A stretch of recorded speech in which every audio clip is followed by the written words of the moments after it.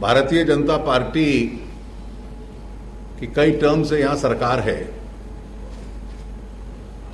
और हमारा जो गुजरात विधानसभा का चुनाव लड़ने का एजेंडा और उद्देश्य रहता है, हमारी पिछले कई वर्षों की परफॉर्मेंस, हमारा नेतृत्व,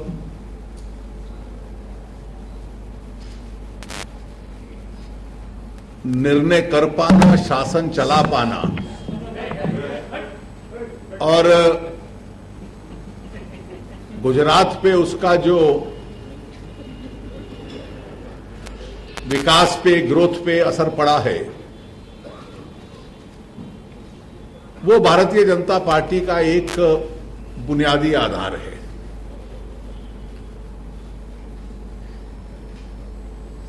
लेकिन 4 दिन 5 दिन बचे हैं। आज के बाद तो पहले दौर के अभियान के कैंपेन डेज ही केवल 3 हैं। कांग्रेस का क्या आधार है वो बिल्कुल समझ में नहीं आ पाया। कल पहली बार कांग्रेस का कोई बड़ा नेता यहां अभियान करने आया। कांग्रेस पार्टी की अध्यक्षा जी यहां आई और जो किसी भी खुली आंख को नजर आता है, गुजरात में किसी हिस्से में चले जाओ तो सुधार है, विकास है, उनको नहीं दिखा। What is visible to open eyes is not visible to her. कुछ महीने पहले वो शायद एक बड़े कार्यक्रम करने सूरत के पास आई थी। उस वक्त उन्होंने कहा था कि गुजरात का जो विकास हुआ है वो केवल भाजपा की वजह से नहीं हुआ, उसमें कांग्रेस का भी आरंभिक योगदान है।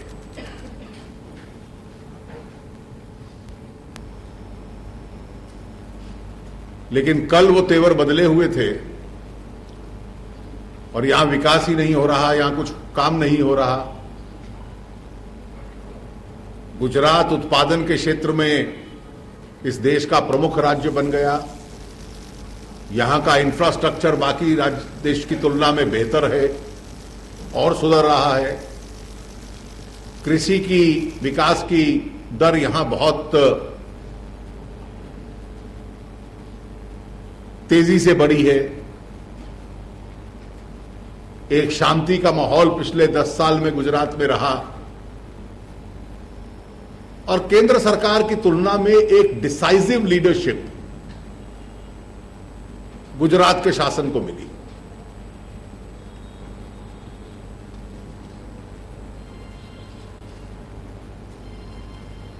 ये सब उनको नहीं दिखा।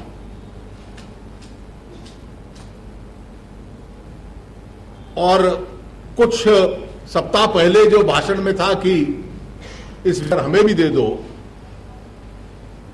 वो शायद ट्यून भी बदल गई थी।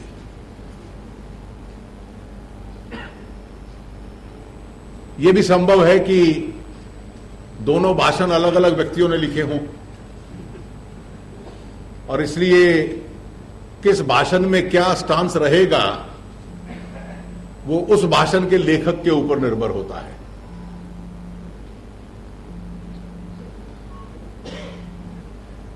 केवल यही नहीं, मुझे गुजरात के हर चुनाव में यहां काम करने का अवसर मिला है पिछले कई वर्षों से। 2002 का चुनाव और 2007 का चुनाव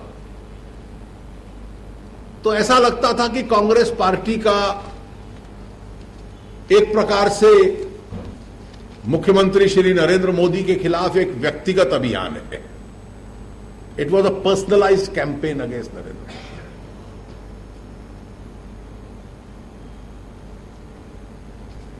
इस बार कुछ डर रहे हैं उनसे। They appear to be a little bit in ऑ।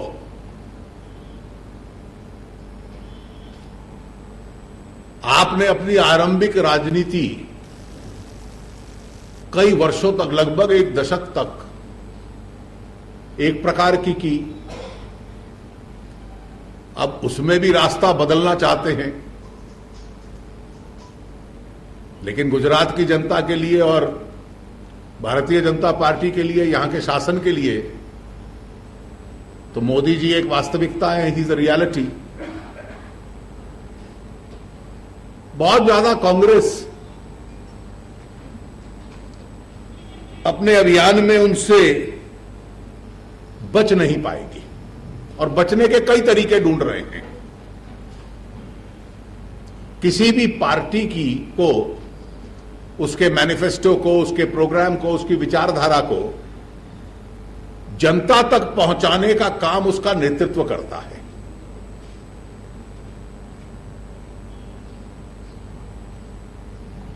लेकिन एक बाधाओं से बंधा हुआ अभियान, अ क्रिपल्ड कैंपेन, जिसमें किसी नेता का चित्र देते हुए भी घबराते हैं,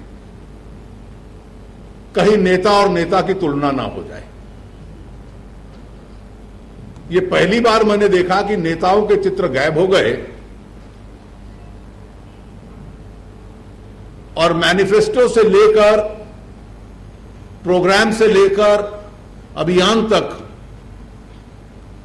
अब ब्रांड एम्बेसडर्स के माध्यम से उसकी मार्केटिंग होगी। अब तेल, साबुन, शैंपू तो छोटे बड़े सितारे, खिलाड़ी ब्रांड एम्बेसडर्स के माध्यम से लोग बेचते हैं, लेकिन राजनीतिक दलों का, उनकी विचारधारा का, उनके कार्यक्रमों का चेहरा तो नेता होते हैं। मोदी जी के सामने कौन, आपका कोई केंद्र का हो या राज्य का हो, कितनी देर तक उसको पर्दे में रखने का प्रयास करेंगे? अभी तक तो पर्दे में ही रख रहे हैं। एक है, उन्होंने घोषणा कर दी कि मैं हूं, लेकिन कप्तान की घोषणा तो सिलेक्टर्स करते हैं। कप्तान स्वयं अपनी घोषणा नहीं करते। और ये तो ऐसा मैच है जिसमें जो कांग्रेस पार्टी के सिलेक्टर्स हैं वो अपना चित्र देते हुए भी घबरा रहे हैं, तो कप्तान का चित्र कहां से देंगे? एक नकारात्मक अभियान है जो निर्भर इस पे करता है कि हमारी क्षमता और हमारा नेतृत्व वो काबिलियत नहीं रखता। शायद वोट बिगाड़ने वाले अप्रत्यक्ष तरीके से हमारी सहायता करते। That's the entire basis of their campaign. कल कहा गया कि किसानों के लिए आपने क्या किया। कांग्रेस पार्टी और केंद्र की सरकार ये भूले ना कि दाम अगर सबसे अधिक बढ़ा है तो इस यूपीए सरकार की वजह से बढ़ा है। डीजल का दाम सबसे अधिक बढ़ा है तो इस यूपीए सरकार की वजह से बढ़ा है।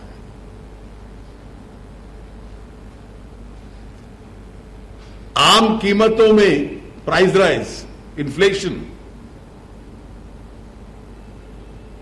खाद्यान्न पदार्थ, फूड प्राइसेस सबसे अधिक इस सरकार में बढ़े हैं। रसोई गैस का दाम बढ़ा है तो इस सरकार में बढ़ा है।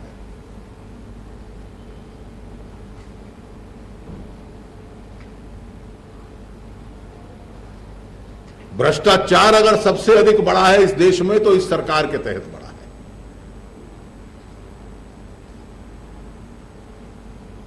एक स्पष्ट नेतृत्व के साथ, एक डिसाइसिव निर्णय लेने की क्षमता रखने वाले नेतृत्व के साथ, एक ईमानदार नेतृत्व के साथ, जिसका एक परफॉर्मेंस का ट्रैक रिकॉर्ड है, भारतीय जनता पार्टी इस चुनाव में उतरी है और इस तुलना में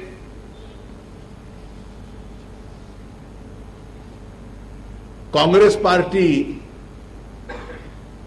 के नेतृत्व को लेकर प्रश्न चिन्ह है।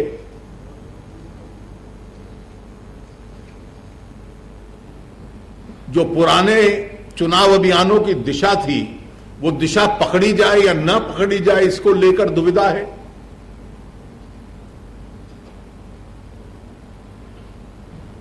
और ऐसे आधे अधूरे अभियान कभी चल नहीं सकते। These half hearted campaigns never work. और हमें इस बात का विश्वास है कि हम एक बार फिर केवल यहां सरकार ही नहीं बनाएंगे, लेकिन जो हमारी पहले की परफॉर्मेंस रही है, उस परफॉर्मेंस को भी हम सुधारेंगे और उसको इंप्रूव अपॉन करेंगे। धन्यवाद।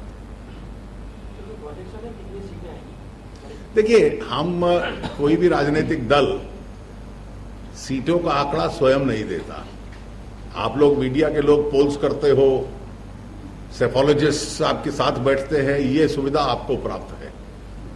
हम जो करते भी हैं वो चुपचाप करते हैं, आपको नहीं बतलाते। जेटली जी जब 1995 के चुनाव हुए थे, तब बीजेपी ने भी अपना कोई नेता का नाम डिक्लेयर नहीं किया।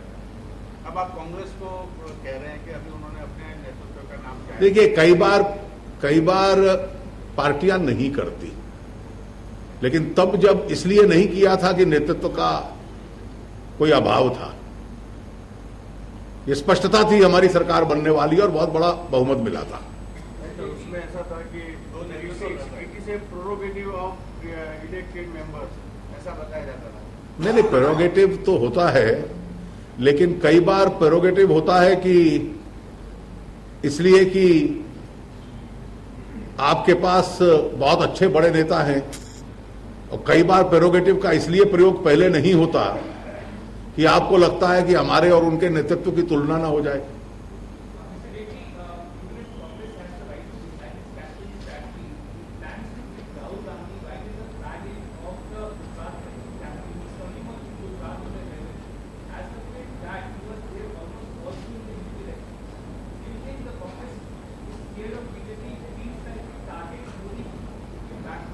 Well, just as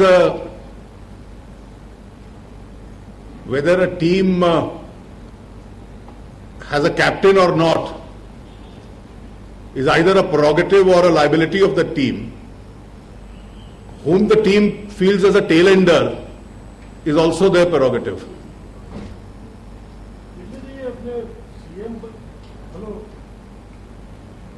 सीएम के उम्मीदवार जो है मोदी जी इस बार यहाँ पर है, 2014 के लिए उनको उम्मीदवार माने थे।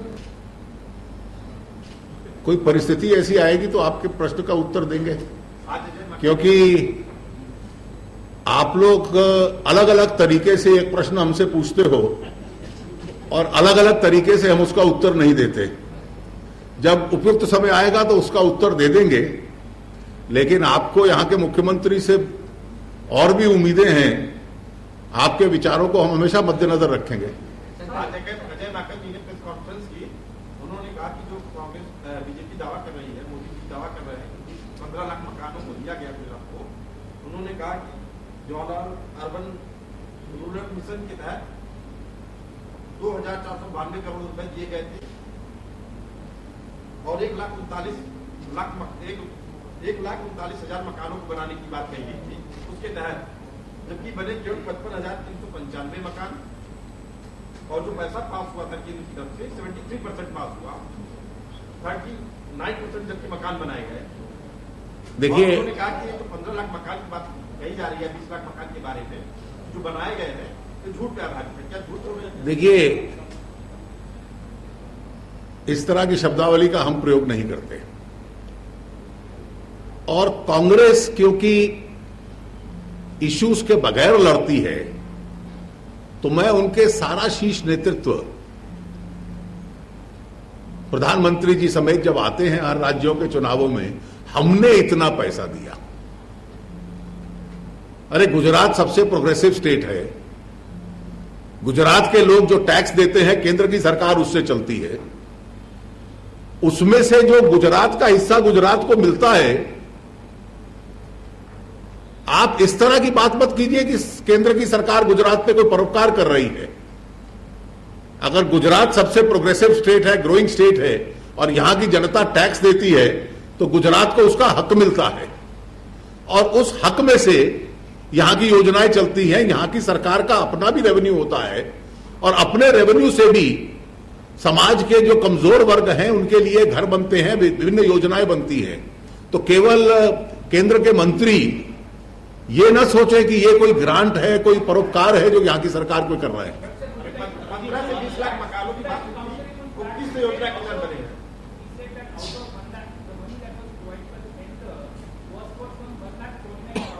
That's all right. The state also has a budget.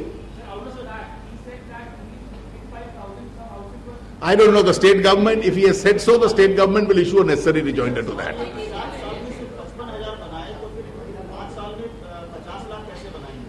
देखिए, अगर उन्होंने कहा है तो स्टेट राज्य की सरकार उसका उपयुक्त उत्तर दे देगी। ये अगर आंकड़ा उन्होंने दिया है, क्योंकि जो घर है केवल माकन जी के पैसे पे नहीं बनते।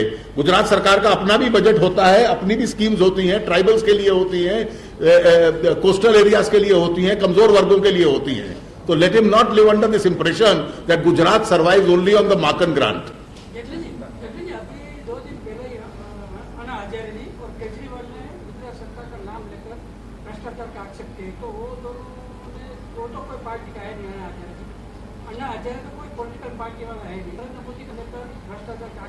देखिए, वो तो ऐसे आरोप लगा रहे हैं जिसको आज तक हमारे राजनीतिक विरोधियों ने भी नहीं लगाया।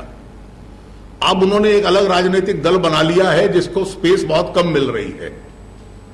मीडिया में आप लोग स्पेस देते थे और अब उसमें भी आप कंजूसी कर रहे हो।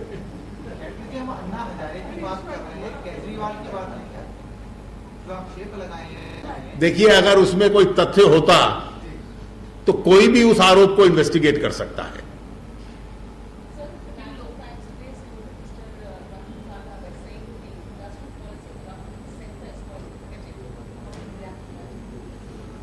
Well, it's a well-known fact that in the last few years, the ability of the central government to push for investment to clear projects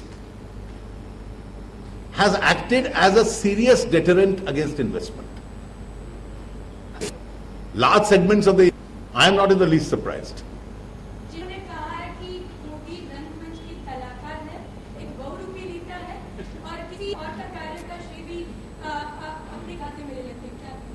और उस किसी और के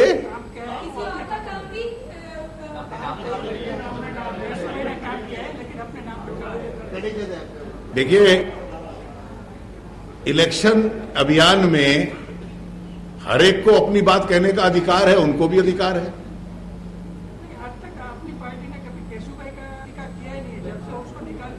देखिए, हमारे बहुत सम्मानित वरिष्ठ साथी वो रहे हैं, उनका, लेकिन खेद है कि हम परिषद और वो, no, I am not a spokesperson, but the Karnataka party will respond to that. देखिए, मैंने आपको स्पष्ट कह दिया कि हमारे राजनीति, हमारी पार्टी में रहे हैं, हमारे नेता रहे हैं, और वैसे भी वरिष्ठ नेता रहे हैं, वरिष्ठ हैं भी। हमारा आज उनसे मतभेद है, लेकिन हमारा सम्मान उनके लिए आज भी है। देखिए, हम अपनी पार्टी के हर नेता का प्रयोग करते हैं।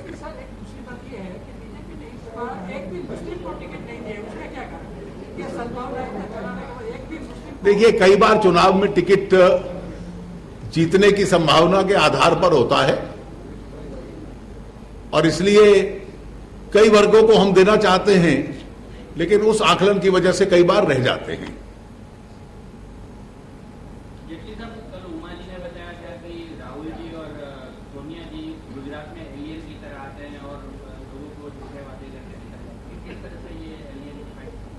नहीं, मुझे लगता है कि उपयुक्त शब्द ये है कि कई लोग गुजरात में, केवल वही नहीं, कई एनजीओ के लोग, कई अन्य संस्थाओं के लोग इलेक्शन टूरिज्म के लिए आते हैं और चुनाव के दौरान ऐसे लोगों की संख्या बहुत बढ़ जाती है और गुजरात के लोग उनका स्वागत करते हैं क्योंकि एक वो व्यू पॉइंट है हमारे खिलाफ, वो देते हैं, हमें भी उनको समझने का मौका मिलता है। जितनी भी आप विकास की बात कर रहे हो, तो क्या ये 10 साल में ही विकास हुआ, उससे पहले नहीं हुआ था क्या? बिल्कुल हुआ, बिल्कुल हुआ, लेकिन इस 10 साल में जो हुआ है उसने केवल गुजरात के स्तर पर नहीं, पूरे विश्व, देखिए पूरे विश्व के सामने गुजरात की ग्रोथ के संबंध में नए बेंचमार्क स्थापित किए हैं।